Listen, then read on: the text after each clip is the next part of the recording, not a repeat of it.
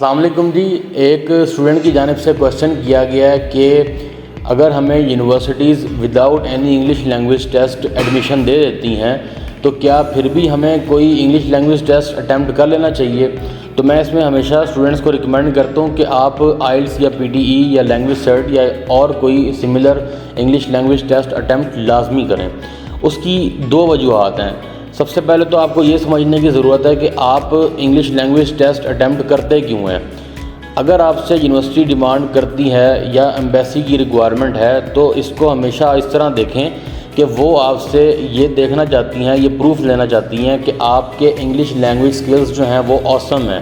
آپ اسپیکنگ میں, لسننگ میں, رائٹنگ میں, ریڈنگ میں, چاروں جو سکلز ہیں اس میں آپ آسم ہیں. آپ جو ہیں وہ ایزیلی کمیونیکیٹ کر سکتے ہیں.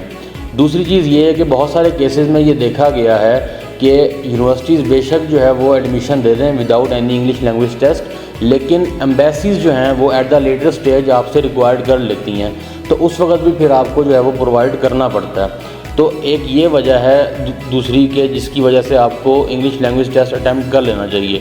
تیسری جو سب سے ایک مین وجہ میں سمجھتا ہوں وہ یہ ہے کہ اگر آپ کو انگلش لینگویج ٹیسٹ اٹیمپٹ کر لیتے ہیں, بے شک اس کی ریکوائرمنٹ نہ ہو, تو آپ کو ایک طرح سے ایکسپوجر حاصل ہو جاتا ہے. کیونکہ آپ جس کنٹری میں جا رہے ہیں وہاں پہ آپ کا جو میڈیم آف انسٹرکشن ہوگا, جو ٹیچنگ میتھڈ ہوگا وہ بھی انگلش میں ہوگا.